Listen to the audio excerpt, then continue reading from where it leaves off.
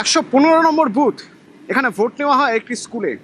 এখান থেকে অভিযোগ গিয়েছিল আগের বার যে টেপ লাগিয়ে দেওয়া হয়েছে প্রার্থীর নাম এবং চিহ্নে, যাতে সেটাকে ডিসকোয়ালিফাই ভেবে অন্য বোতাম কেউ টেপে।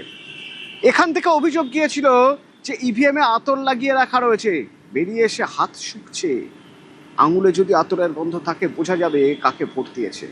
সেই 115 নম্বর বুথে পুনর্নির্বাচন, আজ ভোট হচ্ছে। কেমন হচ্ছে সে ভোট?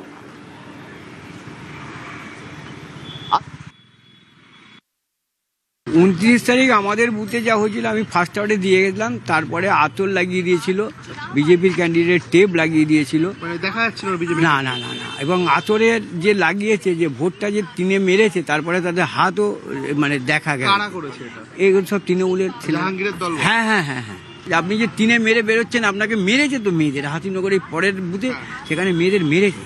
চিফ মিনিস্টার সেদিকে এসে বলে গেছে, বলছে আপনাদের কোনো চিন্তা নেই, আপনারা ফলতা মানে বিধানসভাটাকে যাতে ফার্স্ট পজিশনে আনেন, 1,05,000-এ একজন জিতে রয়েছে, মানে তারা একদম আউট, জাহাঙ্গীর আউট, ভয় আউট।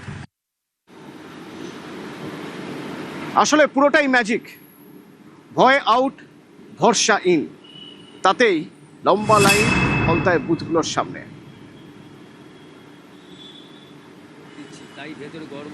ভীষণ আতঙ্ক থাকতো, কখন কি ঘটে যাবে, কখনো আমার কারো ছেলেদের উপর এটা আক্রোশ হবে।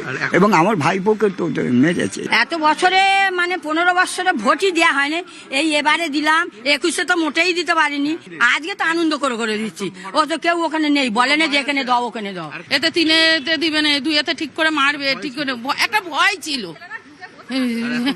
এখন ভরসা, এখন হাসি মুখে এখন দিতে এসছি। আজকের বুথ খুব শান্তিপ্রিয়, হাসি মুখে ভোট দিবে। হ্যাঁ হ্যাঁ, হাসি মুখে ভোট দেওয়া হচ্ছে, ভোটও তাড়াতাড়ি হয়ে যাচ্ছে। না ভয় নেই, আমাদের ভয়টাই না জানা থাকে।